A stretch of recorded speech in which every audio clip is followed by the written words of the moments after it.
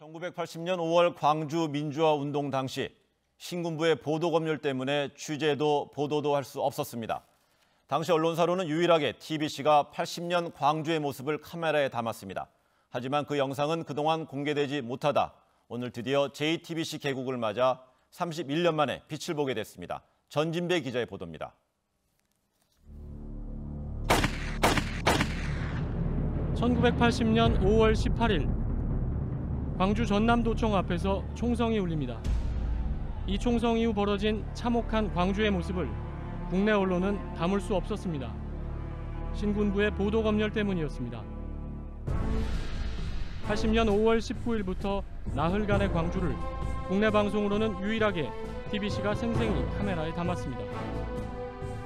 그러나 80년 11월 언론 통폐합 조치로 TBC가 문을 닫게 되는 바람에 방송되지 못했습니다.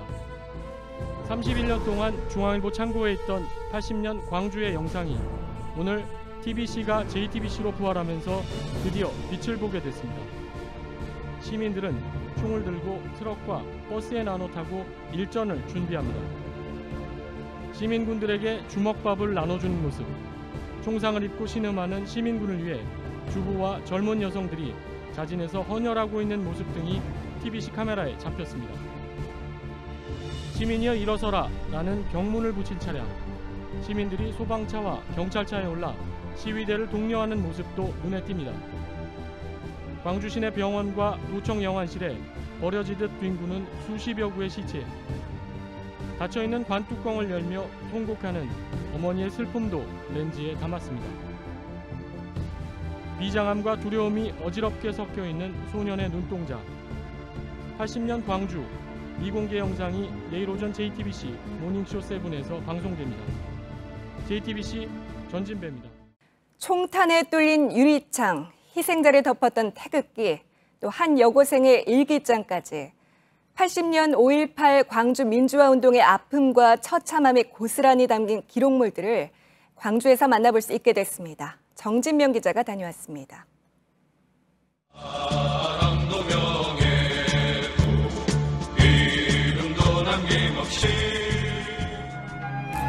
소위 민주주의란 나라가 민주인사를 죽이다니, 이 같은 일이 세계에 또 어디 있단 말인가. 한 여고생의 울분에 찬 일기가 깊은 울림을 냅니다. 초등학교 6학년 학생은 두려움에 떨며 일기를 써내려갔습니다. 총탄이 관통한 낡은 유리창은 당시의 참극을 생생하게 보여줍니다. 시신을 덮었던 빛바랜 태극기는 소리 없이 그날의 아픔을 전합니다. 대부분 지난 2011년 유네스코 세계기록유산으로 등재된 기록물입니다. 등재 4년 만에 전용 전시 공간이 마련됐습니다. 그때 당시에 이제 시민들한테 이런 일이 있습니다. 알리는 그 고하는 글을 보고 너무 뭉클했죠. 오늘 개관한 5.18 기록관의 전시물은 8만여 점, 수장고에 보관된 기록까지 합치면 85만 점에 이릅니다. 1980년 5월 18일부터 열흘간의 항쟁과 이후 진상규명 활동이 담긴 서류, 희생자 유품 등이 보관됐습니다. 그 기록물을 통해서 5.18 정신, 5.18의 진상, 5.18의 교훈을 여기서 충분히 느끼고 갈 수 있도록 전시 구성이 되어 있습니다. 80년 5월의 아픔과 처참함을 간직한 기록들이 5월을 기억하는 산교육의 장으로 다시 태어났습니다. JTBC 정진명입니다. 5.18 광주 민주화운동 37주년을 앞두고 전남대병원이 당시 병원에 근무했던 의료진의 생생한 증언을 모은 책을 발행했습니다. 환자의 40%가 총상을 입었고 계엄군이 병원에도 무차별 사격하고 전쟁터가 따로 없었다는 내용입니다. 정진명 기자입니다. 총탄 흔적이 선명한 철제 캐비넷, 그 안에 들어있던 의사 가운에도 구멍이 뚫렸습니다. 1980년 5.18 광주 민주화운동 당시 전남대병원 진료실의 모습입니다. 계엄군이 병원에도 총격을 가한 비인도적인 진압 사례를 보여주는 증거입니다. 전남대병원이 이번에 발간한 증언집에는 의사, 간호사 등 28명의 증언과 당시 진료일지 사진 등이 실렸습니다. 의료진들은 계엄군의 병원 집중 사격이 이미 알려진 21일뿐만 아니라 27일에도 있었다고 증언했습니다. 당시 전남대 병원에서 치료를 받은 사람은 223명인데 이 중 91명이 총상을 입었고 구타로 인한 부상도 58명에 이른 사실도 공개됐습니다. 이렇게 총상을 입은 사상자들의 참혹한 모습과 밤낮 없이 진행된 응급수술, 시민들의 헌혈 대열 등 당시의 긴박한 상황도 생생하게 담겼습니다. 들어오면 바닥에 눕혀놓고 피부터 넣어주고 혈관부터 잡아야 되니까 그야말로 전쟁터가 따로 없다는 것을. 전남대 병원은 내일 증언집 5.18 10일간의 야전병원에 출판 기념회를 열고 공식 배포를 시작합니다. JTBC 정진명입니다. 5.18 당시의 참상을 보여주는 자료는 꽤 많습니다만은 당시 광주 시민들이 직접 쓴 일기장, 이것은 어떤 기록보다도 생생한 내용과 또 절절한 마음을 담고 있었습니다. 시민 5명의 일기장이 지금 5.18 기록관에 보관 중입니다. JTBC 취재진이 일기장의 주인공을 직접 만나봤습니다. 이지은 기자입니다. 주희택 씨는 1980년 5.18 당시 천주교 광주대교구 윤공이 대주교의 운전기사였습니다. 그가 당시 기록한 일기장은 세계문화유산으로 지정됐는데 지금 그 일기장은 5.18 광주민주화운동 기록관 수장고에 보관돼 있습니다. 주 씨는 광주 진상조사 특별위원회가 출범한 날 다시 일기장을 꺼냈습니다. 다시는 기억하지 않으려고 했지만 이제는 세상이 달라졌잖아요. 일기는 5월 18일부터 27일까지 9일간의 참상이 빼곡히 담긴 기도문 형식이었습니다. 항의합니까? 노인도 때리더라고요. 젊은 사람은 아주 정말 죽도록 맞아서 거기서 잡아와요. 그래가지고 여기서 3일간 타작을 하는 거예요. 그런 부분들 때문에 굉장히 마음 아프시고 또. 예, 굉장히 마음이 아팠어요 그때. 일기장엔 공수부대의 만행과 시민의 아픔, 그리고 전두환 씨에 대한 분노 등이 담겨 있었습니다.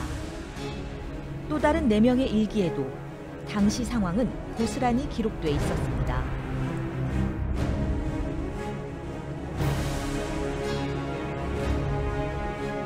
광주여고 3학년에 재학 중이던 여고생은 영어는 믿어도 한국어는 못 믿는다며 언론 보도에 울분을 터뜨렸습니다.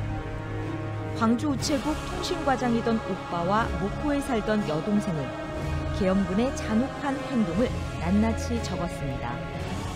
그 헬리콥터가 어디로 가서 저수지에 빠뜨렸다 간다. 이제 이런 얘기를 제가 이제 들었어요. 그래서 지금도 나는 눈물이 나와. 그때만 생각하면 얼마나 울었는지 몰라 그 밤에. 당시 초등학교 6학년생이던 김현경 어린이는 5월 19일 일기 제목을 공포라고 썼습니다. 두렵고 슬픈 마음을 일기장에 적어놓았던 이들의 바람은 한 가지입니다. 살아있는 자들의 생명이고 책임이라고 생각해요. 왜 그렇게 잔인하게 했는가.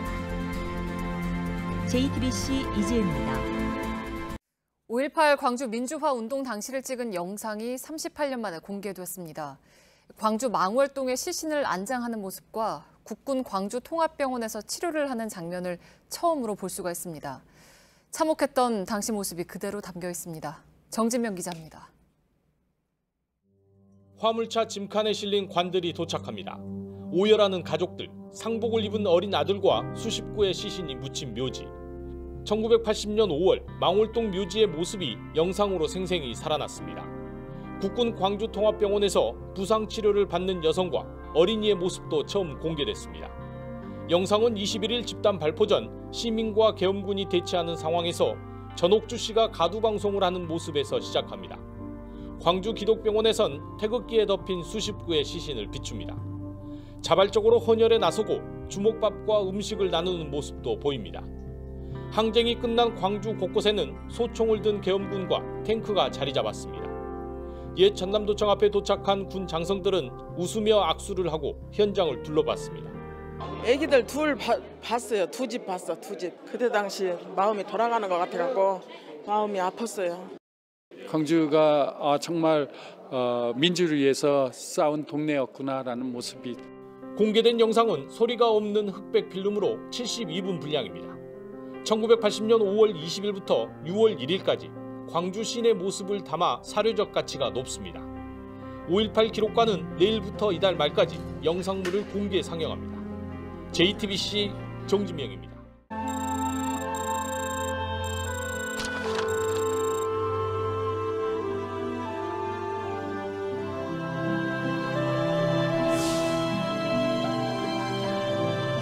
이런 생각도 했습니다.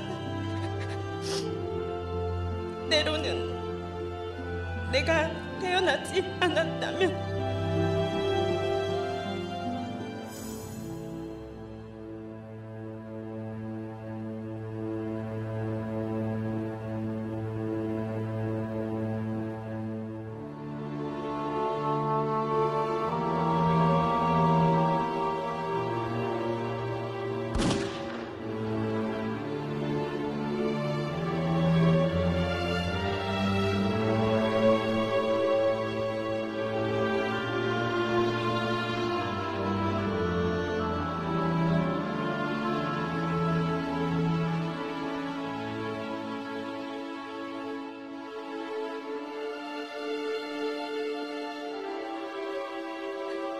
(37) 년 전에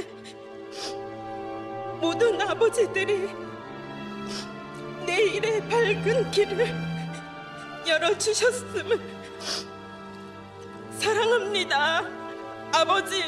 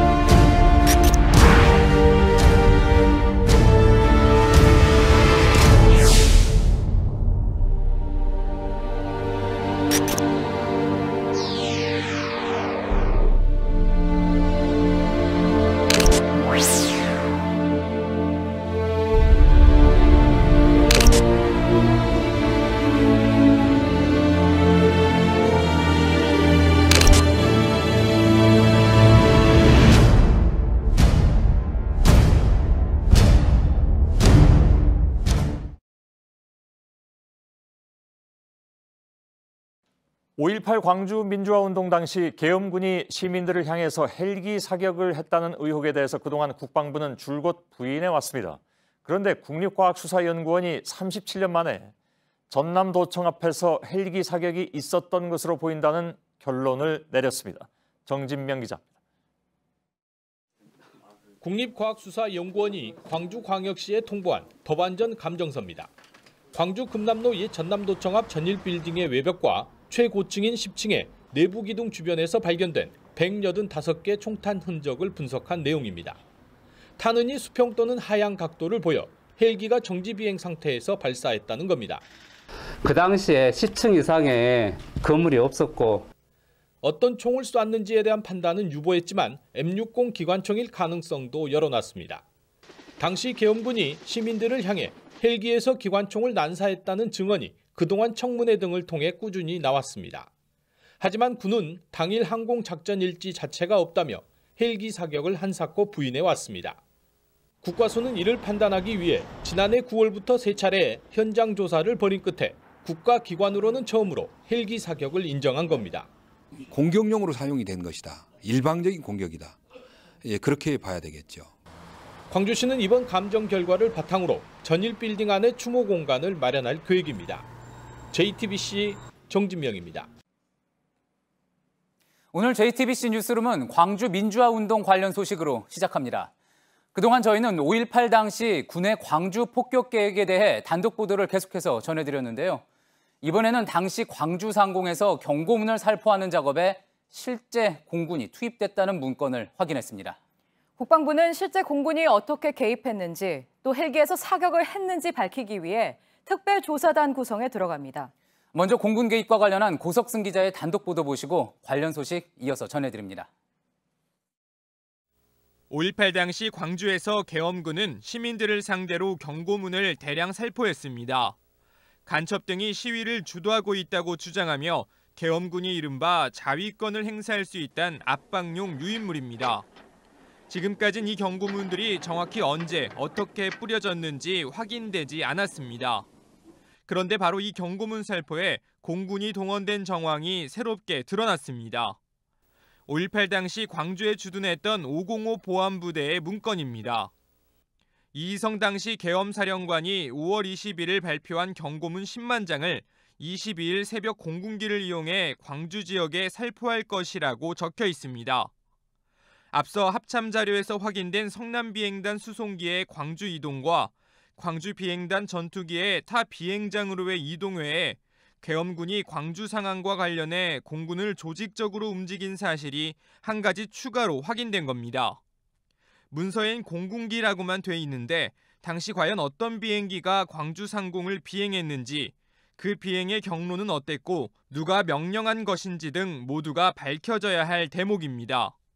이중 이동 경로와 관련해 전문가들은 해당 문건에 등장한 군사인쇄소의 위치와 작업일지 등부터 확인해야 한다고 조언했습니다. JTBC 고석승입니다. 이번에 확보된 이 문건에서 또 눈에 띄는 거는 5.18 당시 광주에 있던 전투기들을 안전 문제 때문에 전국의 다른 공군 기지로 옮겼는데 유독 수원으로는 가지 못하게 했다는 부분입니다. 수원 비행단은 앞서 저희가 보도해드렸던 대로 전투기 조종사들이 공대지 폭탄을 장착하고 광주 출격을 대기했다는 증언이 나왔던 곳입니다. 이어서 이희정 기자의 보도입니다. 1980년 5월 21일 밤에 작성된 보안부대의 문건입니다. F5 전투기 18대는 청주, 11대는 대구, 18대는 예천, 그리고 19대는 수원으로 간다고 돼 있습니다. JTBC가 보도한 합동참모본부 업무철 기록과도 일치합니다. 그런데 보안부대 문건 하단에는 수원행 항공기는 전개 보류라고 적혀 있습니다. 수원 비행단으로 갈 예정이던 전투기 19대와 훈련기 4대를 광주 비행장에 남겨뒀다는 겁니다. 문서의 주장대로 광주 시민들로부터 항공기를 대피시킬 필요가 있었다면 20여 대만 빼놓은 건 부자연스러운 결정입니다. 게다가 이들 항공기가 가려다 못 간 곳은 마침 전투기 조종사들이 공대지 폭탄을 장착하고 광주 출격을 대기했다는 증언이 나온 수원 비행단입니다. 수원에 출격 대기가 떨어진 날과 광주에서 잔류 지시가 내려온 날도 5월 21일로 동일합니다. 이에 따라 수원으로 가려던 항공기들이 광주에 남게 된 게 수원의 출격 대기와 연관이 있는지도 특별조사단이 밝혀내야 할 부분으로 떠오르게 됐습니다.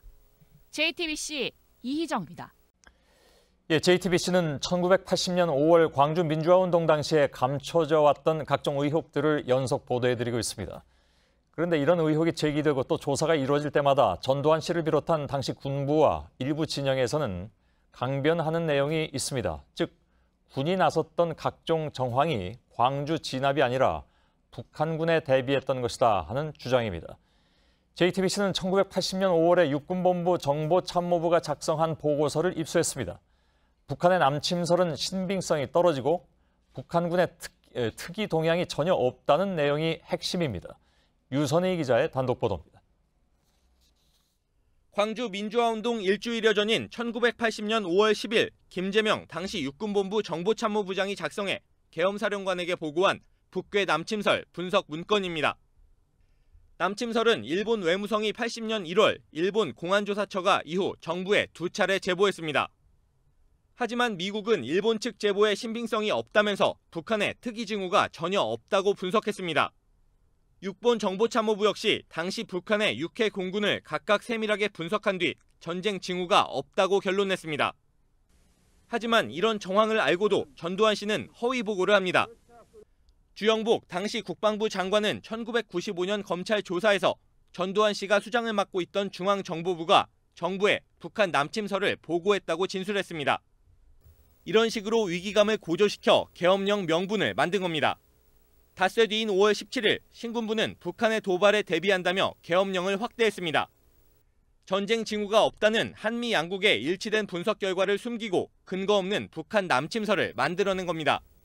군의 이번 특별조사에서는 전두환 씨 등이 최근까지도 주장해온 북한군 개입설과 북한 대비 주장에 대한 진실 규명과 처벌이 이뤄져야 한다는 지적이 나옵니다. JTBC 유선입니다. 예, 이제 5.18 희생자와 관련된 단독 보도를 시작하겠습니다. 그 전에 오늘부터 5.18 재단이 당시 행방불명자들의 안매장지로 추정되는 옛 광주 교도소에 대한 현장 조사를 시작했습니다. 첫날 조사 결과 안매장 현장을 목격한 제보자가 제시한 약도와 증언이 기존의 안매장 추정 장소와 대체로 일치하는 것으로 나타났습니다. 아직 찾지 못한 시신을 추가로 발굴할 가능성에 더 기대를 걸어볼 수 있게 됐고 37년 만에 희생자가 추가로 나올 가능성이 커진 것입니다. 5.18 당시 신군부는 광주 교도소에서 시민 27명이 사망했다고 발표했지만 이 중 일부 시신만 수습됐고 이 때문에 신군부가 시신 일부를 안매장했다는 주장은 지난 37년 동안 계속됐습니다. 그런데 충격적인 내용이 있습니다. 당시 희생자의 신원이 드러나는 것을 막기 위해서 시신에 페인트 칠이 돼 있었다는 문건과 증언을 JTBC가 확보했습니다. 이 문건을 보면 폭도를 진압했다는 신군부의 주장과는 달리 사실상 학살에 가까운 만행을 저지른 것이 아니냐는 의문이 들 수밖에 없습니다. 이지은 기자의 단독 보도입니다. 1985년 6월 2일에 작성된 5.18 사망자 검시 결과 검토 의견이라는 문건입니다. 당시 5.18 민주화운동에 대한 국회 보고를 앞두고 신군부가 만든 것으로 추정됩니다. 검시한 사망자는 총 165명인데 일부 시신에 페인트 칠을 해 신원 파악을 곤란케 했다고 적혀 있습니다. 시신의 모습이나 사인이 알려질 경우 잔혹한 참상이 드러날 것을 우려해 이를 감추려고 한 게 아니냐는 분석입니다. 특히 신원 파악을 힘들게 한 점을 비춰 당시 희생자가 군 발표보다 더 있었을 가능성도 나옵니다. 피해자들의 증언도 이를 뒷받침합니다. 우리 엄마가 죽은 줄 알고 나를 이제 막 찾으러 다녀. 어디 시체가 누가 저기 어디 산에 시체 있다 그러더라. 그러면은 파란 페인트를 알아보도 못하게 얼굴에다 다 칠해놨더래. 시체에다가. 문건에는 또 시신의 형태도 비교적 상세히 적혀 있었습니다. 총알 8발이 관통했고 19세 여성이 칼에 찔린 후 총알 2발에 더 맞았다는 등의 내용입니다. 사인의 경우 머리뼈 한 몰 후 총상, 후면의 총상 등으로 봐서 공수부대의 방어 살인이 아니라 고의적 악질적 의도를 나타낸다는 의견도 달렸습니다. 그런데 이 문건의 첫 머리엔 국회 자료 제출에 문제점이 있다고 쓰여 있습니다. 5.18 당시 참상이 적나라하게 적혀 있어 공개하는 게 적절치 않다는 의견이었고 결국 이 문건은 국회에 보고되지 않았습니다. JTBC 이지은입니다. 이처럼 전두환 정권이 조직적으로 5.18 관련 기록을 조작 은폐하면서 진실 규명은 쉽지 않은 상황입니다. 그러나 특조위는 공개되지 않은 기록 가운데 5월 21일 집단 발포 명령과 관련된 내용이 새롭게 발견됐다고 밝혔습니다. 계엄군으로 하여금 무릎수아 자세로 시민들을 향해 집단 발포했다는 기록인데 누군가의 명령 없이 이런 일이 있을 수 있었겠는가 의문이 아닐 수 없습니다. 김민관 기자입니다. 80년 5월 광주에 투입된 제7공수여단원이 이듬해 6월 작성한 체험숙입니다. 문서에 기록된 자위권 발동 시각은 5월 21일 오후 1시 30분입니다. 군이 기존에 이야기했던 5월 21일 저녁 내지는 5월 22일보다 훨씬 이희성 당시 계엄사령관이 계엄령 확대를 선포하고 자위권을 천명했다고 주장한 21일 오후 7시 30분보다 6시간 빠릅니다. 자위권 보유 천명 후 계엄군이 무릎수화 자세로 시민들을 향해 집단 발포를 실시했다는 기록까지 적혀 있습니다. 21일 오후 1시에 전남도청 앞에서 이뤄진 집단 발포가 신군부의 기존 주장처럼 폭도들의 공격에 대응하기 위한 것이 아니라 사전에 조직적으로 계획됐음을 보여주는 결정적 증거가 될 것으로 보입니다. 1988년 군사연구소가 발간한 체험수기에는 27명의 수기가 있는 것으로 나와 있지만 일부는 사라지고 일부는 훼손된 상태입니다. 특조위는 이 수기들이 발포 명령자 규명의 중요 단서가 될 것으로 보고 집중 조사할 계획입니다. JTBC 김민관입니다. 여러분, JTBC 뉴스룸을 시작하겠습니다. 오늘 저희들이 단독으로 준비한 첫 소식은 5.18 광주에 대한 기록을 조작하는 데 전두환 노태우 정권이 조직적으로 나섰다는 내용입니다. 특히 발포와 관련한 내용에선 더 말할 나위가 없습니다. 그런데 37년이 지나서나마 그 일단이 이렇게 조금씩 드러나는 것은 따지고 보면 시민의 힘에 의해서임이 틀림이 없을 것입니다. 오늘은 작년 10월 24일 JTBC가 박근혜 정부의 국정농단 사건의 스모킹건 태블릿 PC를 세상에 공개한 날입니다. 오늘 뉴스룸은 태블릿 PC 보도를 전후한 당시의 취재 과정을 보도해드리겠습니다. 특히 당시 태블릿 PC를 입수하는 데 결정적으로 도움을 주신 건물관리인 노광일 씨를 처음으로 인터뷰하겠습니다. 우선 말씀드린 대로 오늘 저희들이 단독으로 취재한 전두환 노태우 정권의 5.18 기록 조작과 관련한 소식입니다. 진실을 규명할 수 있었던 첫 번째 기회가 1988년 국회 청문회였는데 당시 노태우 정권은 증언을 할 증인을 철저히 검증을 거쳐서 골랐고 공개할 영상도 치밀하게 조작했던 것으로 확인됐습니다. 이지은 기자의 보도입니다. 1988년 노태우 정권 당시 군이 만든 5.18 국정조사 대비 문건입니다. 국회 청문회에 대비해 증인으로 나설 계엄군들입니다. 간부급으로만 골라 사전에 준비시켰던 것으로 나와 있습니다. 계엄군 부상자가 속출한 상황과 시민들의 무장 난동 사례, 그리고 자위권 행사의 불가피성 등을 말하라고 시나리오를 만들어줬습니다. 군의 과잉 대응이나 착검 상태, 최초 발포 시기 등을 걸러내기 위해 사전 조사도 실시했던 것으로 드러났습니다. 계엄군의 과잉 진압 등 결정적인 증거가 될 내용은 미리 없애고 유리한 방향으로 몰아갈 계획을 세운 겁니다. 또 청문회장에서 상영할 영상은 시민들의 극렬한 시위 현장을 부각해서 편집하라고 지시했습니다. 자위권 차원이라고 주장하기 위해서였습니다. 일자별로 만든 주요 상황 개요도 조작돼 사실과 다른 내용으로 채워졌습니다. 계엄군의 최초 발포 시간은 5월 21일 13시인데 국정조사 대비책엔 13시에 시민들의 사격이 먼저였고 13시 30분에 계엄군이 대응 사격을 한 것처럼 돼 있습니다. 주요 기록은 물론 증언과 영상까지 조작하는 바람에 기대를 모았던 당시 청문회는 가시적인 성과 없이 끝났습니다. JTBC 이지은입니다. 작년 8월에 JTBC는 5.18 광주 민주화운동 당시에 공군 전투기가 공대지 폭탄을 장착한 채 대기했다는 내용을 조종사 심층 인터뷰를 통해서 보도해드렸습니다. 보도 직후에 문재인 대통령의 지시에 따라서 진상조사가 시작됐습니다. 오늘 그 결과가 나왔습니다. 5.18 당시 군은 실제로 민간인들에게 헬기 사격을 지시한 것으로 확인이 됐고 전투기가 폭탄을 달고 대기한 사실도 드러났습니다. 이 전투기들이 북한의 공격을 대비한 것이라든가 훈련 중이었다는 일각의 주장이 사실이 아니라는 점도 확인됐습니다.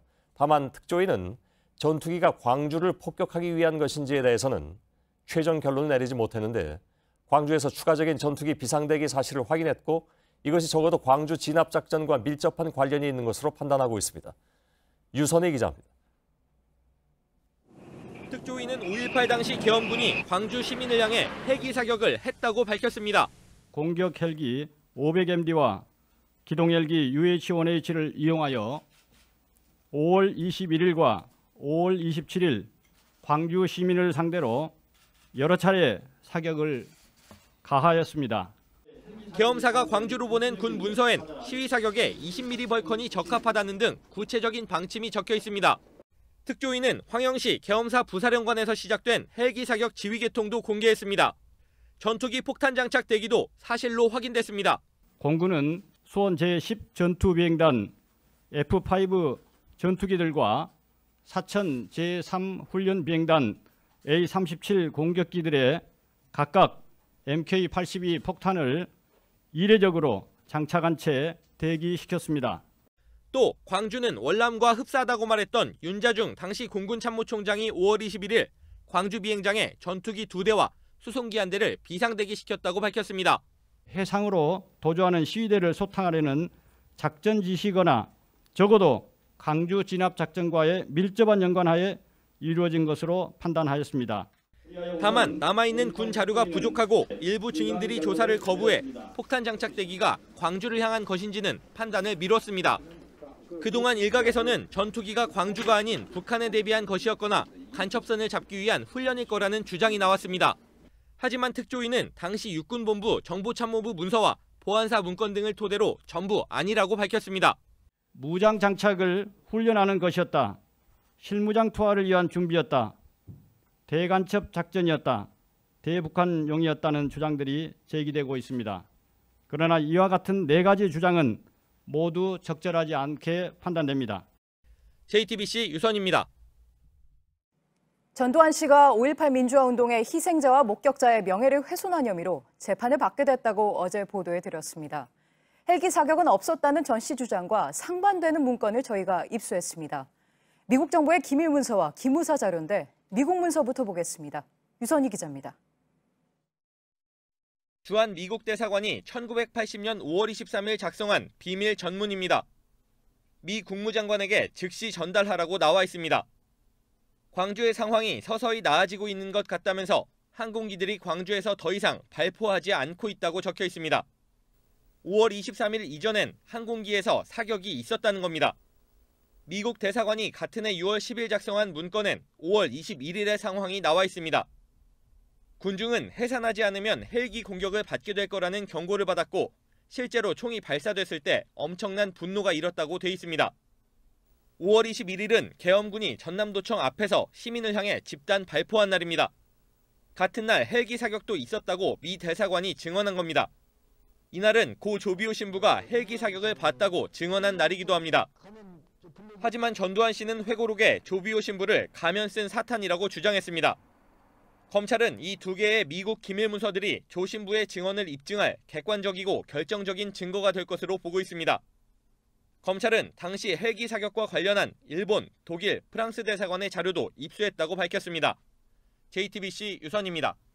예상은 됐지만 취재진 질문에 오늘 전두환 씨의 사과는 없었습니다. 고속도로 휴게소에서도 그랬고 법원에 도착해서도 물론 마찬가지였습니다. 저희 취재진이 연희동에서 광주까지 300km 이동 과정을 따라가 봤습니다. 이혜원 기자입니다. 광주 재판 인민재라고 해가지고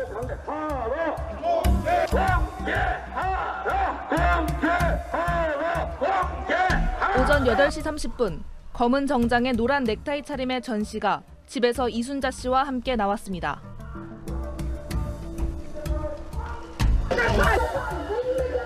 전 씨는 별다른 발언 없이 곧바로 차에 탔고 거동에도 이상이 없어 보였습니다.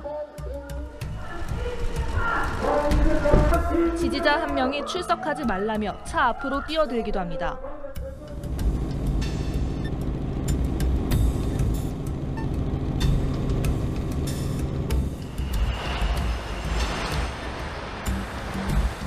서울을 빠져나간 전 씨 차량은 경부고속도로를 거쳐 천안 논산고속도로로 빠져들었습니다.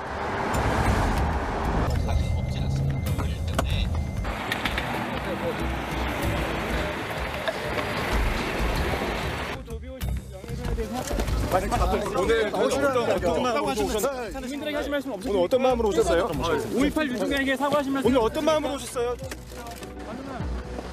차는 다시 급하게 떠났고 낮 12시 34분 광주지방법원에 도착했습니다.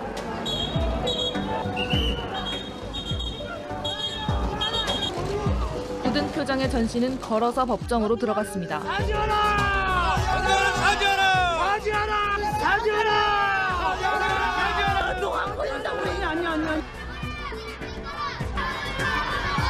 발포 명령 부인합니까? 왜 이래? 광주 발포 명령.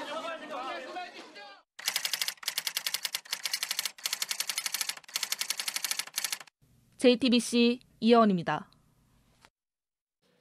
예, 저희 JTBC는 전두환 씨 재판을 계기로 5.18 당시에 광주에 계엄군을 투입한 이른바 전두환 신군부를 취재했습니다. 12.12 군사 반란 직후에 보안사 앞에서 단체 사진을 찍은 이들은 지금 어디에 있을까? 한가운데 전 씨가 있고 그 옆에는 노태우 씨가 보입니다. 노 씨 옆에 앉은 건 박희도 당시 1공수 특전여단장입니다. 육군 참모총장까지 지낸 박 씨는 지금도 5.18 북한군 개입설을 주장하고 있죠. 불순 세력이 들어와가지고 우리도 쏘갔고 광주 시민도 쏘갔지 않았느냐. 이북에 김일성이의 그 장난에 같이 쏘고. 예. 그리고 맨 뒷줄에 선 전 씨의 비서실장 허화평 씨는 국과수가 인정한 전일 빌딩의 탄흔을 부인했습니다. 건물에 총탄 보이 비슷하다 이런 소리를 하는데 그것까지는 말이 안 되죠.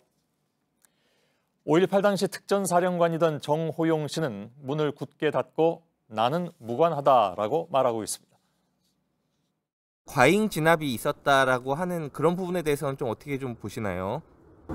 과잉 진압이고 뭐고 사실 그 부분은 전혀 관계가 없어요. 광주 사태하고는. 예, 이들이 어떤 얘기를 했는지는 뉴스룸 2부에서 자세히 전해드리겠습니다. 예, 80년 5월 광주 시민 47명이 기관총에 맞아 숨진 것으로 드러났습니다. JTBC가 30여 년 만에 처음으로 검시 보고서 원본을 확인한 결과입니다. 전두환 씨 측은 사망자 가운데 기관총에 맞아 숨진 사람이 단 한 명도 없다는 점을 강조해 왔습니다. 여태껏 헬기에서 선 기관총에 맞아서 죽은 사람이 한 사람도 있었나? 없었다고. 예.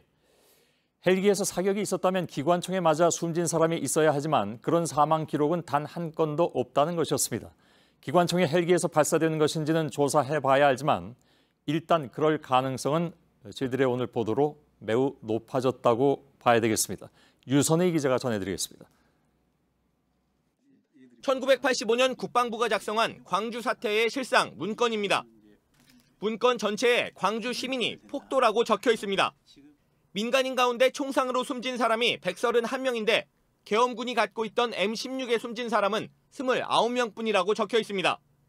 전두환 씨가 회고록에 인용한 군 문건과 제목, 내용이 같습니다. 그리고 폭도, 즉 시민들이 탈취해 사용했던 LMG 기관총에 의한 사망자가 47명, 칼빈 37명, M1이 18명이라고 나와 있습니다. 5.18 당시 광주에서 기관총에 사망한 사람이 있다는 군 기록이 나온 건 이번이 처음입니다. 당시 국방부는 검사와 군의관, 민간 의사를 포함한 49명 규모의 검안위를 꾸려 기관총 사망자를 확인했지만 이 기록을 감췄습니다. 같은 해 국회에 제출한 5.18 사망자 문건에 기관총 사망자 47명을 지운 겁니다. 대신 기타 사망자 48명을 적었습니다. 기록대로 기관총 사망자가 시민들끼리 5인 사격에 의한 것이라면 군이 이 기록을 감출 이유는 없습니다. 전두환 씨를 비롯한 신군부의 유리한 주장인데, 왜냐하면 이게 이제 본인들이 사살한 건 아니니까 본인들에게 유리한 주장임에도 불구하고 1985년 한두 달 사이에 작성됐던 문서에서 LMG 사망자를 기록에서 지웠던 이유는 국방부가 답을 해야 되는 거죠. 이후 군 공식 문서 어디에서도 기관총 사망자는 발견되지 않았습니다. JTBC 유선입니다. 예, 시청자 여러분, JTBC 뉴스룸을 시작하겠습니다. 광주 금남로 옛 전남도청 앞에 있는 시계탑입니다. 오후 1시에서 1시 30분을 향해 가는 시각, 80년 5월 21일 여기서 계엄군은 시민을 향해서 집단 조준 사격을 했습니다. 발포 명령과 사살 명령은 완전히 다릅니다. 그 사격은 제가 직접 목도를 했습니다. 앉아서 자세에서 사격은 절대 자위력 구사가 아닙니다. 그건 사살이지. 예, 발포가 아닌 사살이었다. 5.18 당시 광주에서 활동한 미군 정보요원 김용장 씨와 보안부대 수사관 허장환 씨는 계엄군의 사격은 곧 사살이었고 명령에 따른 것이라고 오늘 국회에서 증언했습니다. 김용장 씨는 39년 만에 진실을 밝히고자 나섰는데 오늘 뉴스룸 2부에 직접 출연해서 구체적인 내용을 공개할 예정입니다. 먼저 유선희 기자의 보도입니다. 김용장 씨는 80년 5월 21일 전두환 씨가 광주에 와서 한 일을 구체적으로 설명했습니다. 21일은 첫 번째 집단 사격이 있던 날입니다. 이것 또한 제가 보고한 내용입니다. 오자마자 개57 병단장실에서 회의를 열었습니다. 회의 참석자는 정호용 특전사령관, 이재우 505 보안부대장.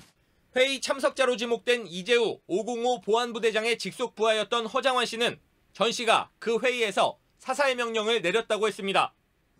그 사격은 제가 직접 목도로 했습니다.